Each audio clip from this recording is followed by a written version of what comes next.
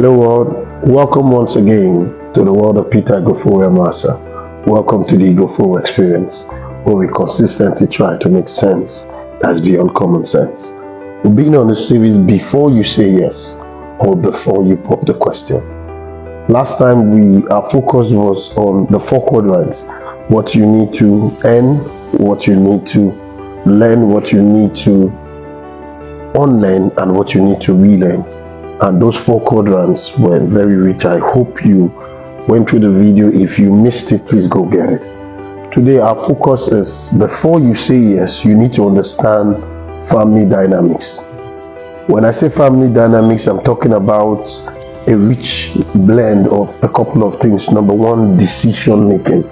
You need to understand the way decisions are made in the family you want to get married to.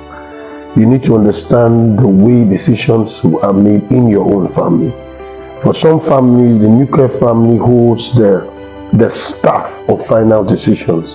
In some other families, the extended families hold the staff of final decision. So you need to understand what you are getting yourself involved in, so you don't get frustrated when decisions are made at home and they are changed when you leave home. It's important you know that family dynamics can be a major issue in marriage. You know what? When you look through the causes of marriage, one of the popular causes of marriage is family interference, and family interference varies from family to family. There are some families where the people are so closely knitted and interference becomes a normal thing, but for some other family there is a level of distance.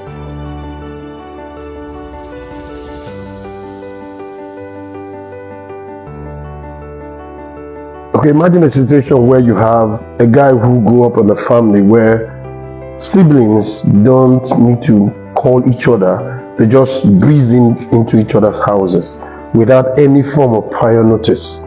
Versus you come from a family where if your brother, your father's uncle wants to come to the house, he has to call your father first. You come from a family where the siblings stay in the parlor when they come visiting. But your husband is from a family, your husband to be is from a family where siblings end up in the bedroom. It becomes a source of conflict. So you need to understand the family dynamics you are getting involved in. Because I had the privilege of counseling a couple where this was an issue. So the husband and wife makes a decision at home, this is what we're going to do, and before you know, in-laws, lots of people are already at home without the wife even being brought into the picture. So it's important you know the kind of family dynamics this person is used to.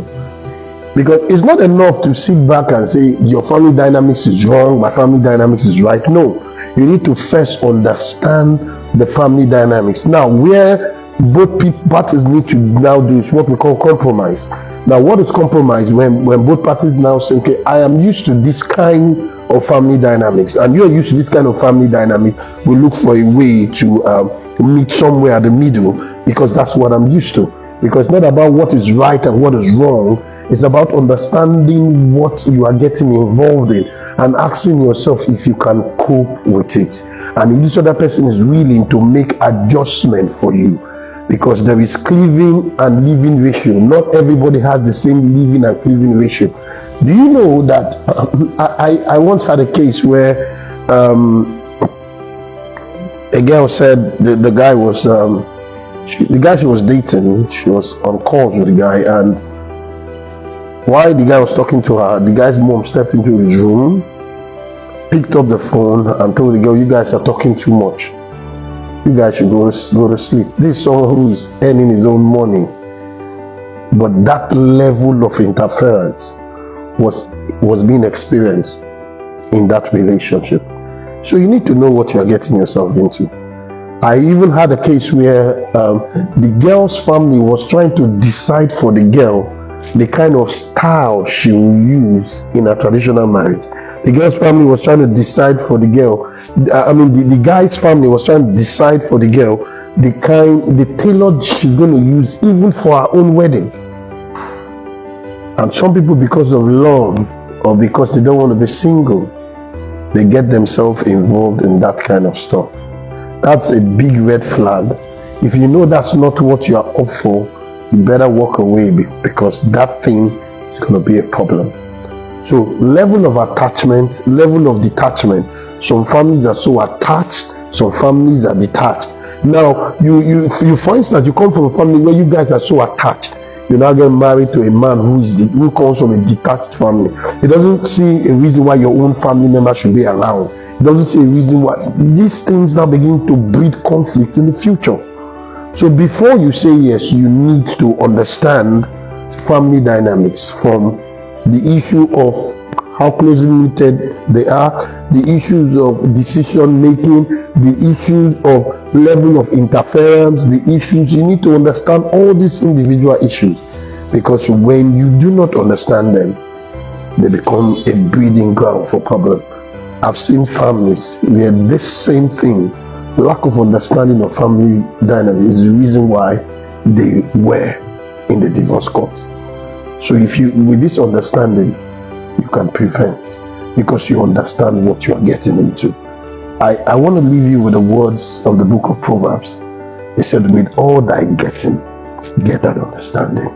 Get an understanding of family dynamics that will make your journey a sweet one and a smooth one. If you like what we do, never forget to share, hit the subscribe button, like and comment. Like I always say, see you on the other side.